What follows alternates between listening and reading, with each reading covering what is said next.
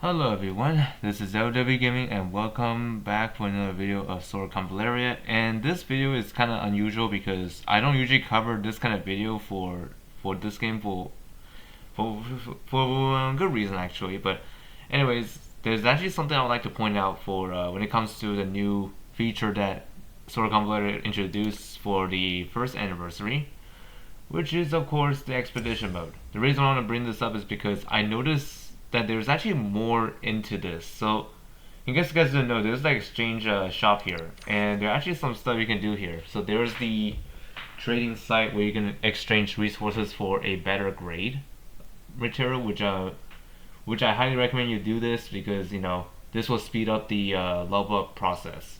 And this one resets daily, by the way. So make sure you click on these to exchange those resources in here. And also, like, since I'm like lighthouse level 13, there's no reason for me to keep the common grade materials. But however, this is not the important part I'm gonna talk about here. So the most important part is that there's actually another tab in here, which is the shop. And you notice that these items here, they're pretty nice to get here. So let's see what these are. So first off, let's look at the thing called Badge of Hope. This one is used to unlock an advanced ascension skills. This is very important for certain characters. Like I think this one's for specific, I think, or it could be for any hero actually. Advanced ascension skills. So yeah, these are the materials that you need to unlock extra skills for certain characters. And these are the ones that allow you to like like add additional shards, kind of like Languisher's SSR Divine Shards, something like that, but based on classes. But that's not what I was talking about here. So what I'm going to show you guys here is that there are two of these over here, as you can see here. There's Kia and there's SchackLulu. So you might be wondering, wait, aren't these characters supposed to be like a playable ones? Well, you're right, but the thing is they're never featured in the debut banner. Instead, they appeared in this shop here, which means you don't have to summon for them. You can just get them as long as you have the resources. So, for instance, I have 207 of these of Origin Gems. To unlock these characters, you need 200 of these as of currently, with the discount right now, which is 60% off. So I'm gonna go right here and unlock SchackLulu and show you guys how this works. And once you purchase it, SchackLulu is available for you to play. And I'm gonna run down what her kit does. But keep in mind that this character, I just got her, so that means I only able to show her at 1 star currently. So let's go into my character's menu to look for her. There she is, SchackLulu. I've been wanting to have her as a playable character for so long, but now I have her, but this time it's actually much easier. So that means everyone should get this character when they have enough resources, that is. So I'm going to calculate this only on 1 star because that's the only one I have. So at 1 star, SchackLulu possesses Jump, which is called, her trait is called Stinger Dress. SchackLulu possesses Jump. Each time damage is dealt, she inflicts 1 stack of Stinger mark on the target. When the mark reaches 3 stacks, she deals piercing damage 1 time to the target and inflicts 1 stack of infection, then clears all Stinger marks. Ooh, that sounds pretty nasty if you think about it. The piercing damage added by Stinger marks is 20% of SchackLulu's physical attack. So that alone is actually sounds pretty dangerous if you think about it. So let me upgrade this to level 60. And then let me run down each of these skills here. So this is the unlocks you can get along the way. So at rank 1 you get this skill called Lock On.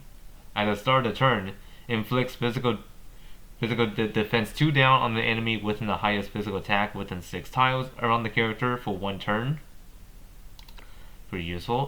Predatory Instinct, which is the other skill she gets, which is like, when unharmed, movement is increased by 1 tile. When the movement plus charge distance is greater than 3 tiles, Attack is increased by 15% before attacking, lasting until the end of the turn and stackable. Sounds pretty reliable on for the passive skill. She also has a skill called Bewitched. It's an instant skill and it's a debuff kind of thing. When SchackLulu hits enemies, it increases the DOT the target receives by 30% for 2 turns. Additionally, she inflicts Bewitch on healthy enemies for 1 turn. So let's see what this is. So Bewitch is a control debuff. Move towards the caster out of control. Yeah, so it's kind of like a lost control in Languistor's turn, but I guess this is like a much worse than you would think, because basically their character is not going to be able to listen to the enemy. Instead, just move towards SchackLulu, which is actually pretty nuts. And there's another one called Grace of Swan. It's an instant skill, physical damage. SchackLulu selects one spot within a cross-shaped range around her, charges to the location and attacks random enemies within 2 tiles 2 times. Each time dealing 10% AoE damage. If a trait skill damage is triggered in this turn, then after attacking, Grace of Swan can be cast again without cost. Ooh, that sounds pretty nuts. And pretty powerful too. And let's look at the reaction skills. She has 2 of them like usual for most of the legendary characters. And by the way, SchackLulu is legendary, so yep, you're not consider her as an epic at all, but she's a legendary, a free one in fact, technically. So anyways, this skill is called Cursed. When hit by an active attack, the damage taken is decreased by 8%. Upon receiving an active attack, inflicts vulnerable 2 on an attacker for 2 turns. Yep, pretty nasty for Vengeance, as you can see there. And she also has another reaction skill called Agile Swap. It's a reaction skill before being hit by a healthy character's melee active attack. The character gains 2 dodge attempts for 1 turn, and swaps position with the target. Ooh, that's gonna be tricky.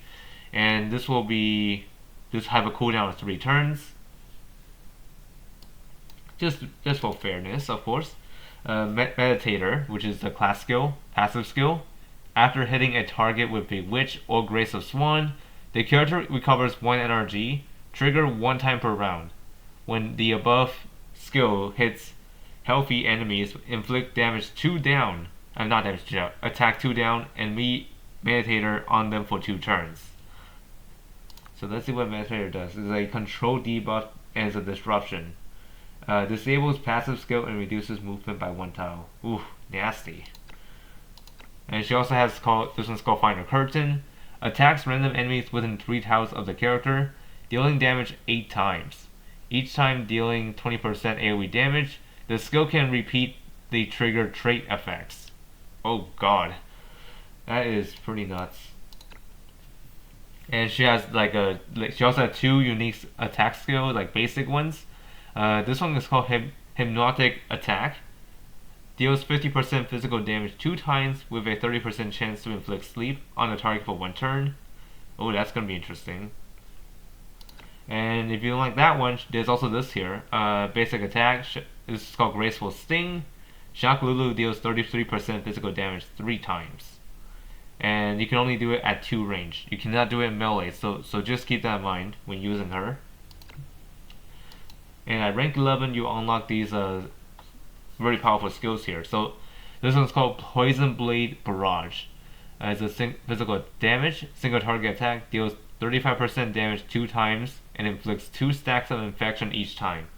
And infections are actually something that you probably want to stack up against enemies. And your enemies are going to have a hard time going through this because infections do not expire. So just keep that in mind.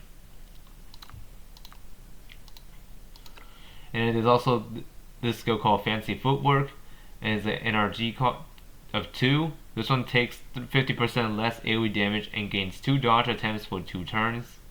This will be useful in the long run, but yeah, the choice is up to you. I'm gonna upgrade all the way to rank 11, and I'm gonna use my remaining of this to completely upgrade her. And I'm going to be using I'll activate this skill first. And then I'm gonna unlock right here. I'll unlock the Grace of Swan. This will be useful.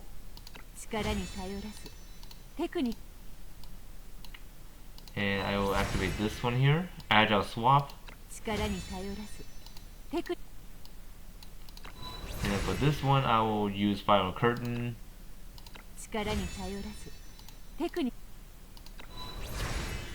Graceful Sting. And finally, let's see. We'll go with Poison Blade Barrage. There we go. Now let me reorganize my skills here really quick. I'm going to be moving that here. And I'm going to have this here. And this here. And there you go. And also, as far as the skin goes, she also has this one here for 5 stars if you achieve it this far.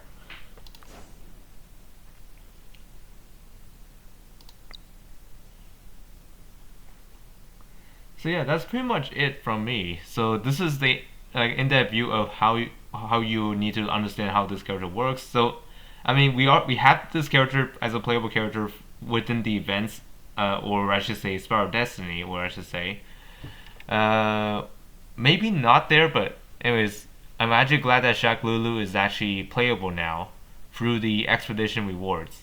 So if you unlocked her, then great. And if I have enough resources for another character, I will be able to cover the other one as well. But for now, SchackLulu is the first one I'll be obtaining from the expedition.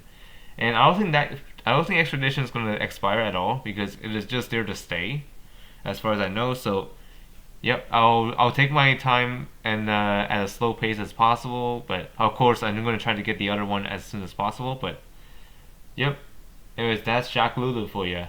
So hope you'll find this video helpful or informative, and let me know in the comments if you have obtained those one of the 2 characters that mentioned so far. SchackLulu and Kia are the 2 that you can obtain in the expedition. Technically for free, but you need resources to unlock them. And I think this is the better way of getting characters because you don't have to summon. All you have to do is just buy it and then you get it automatically. So yeah, until then, see y'all next time.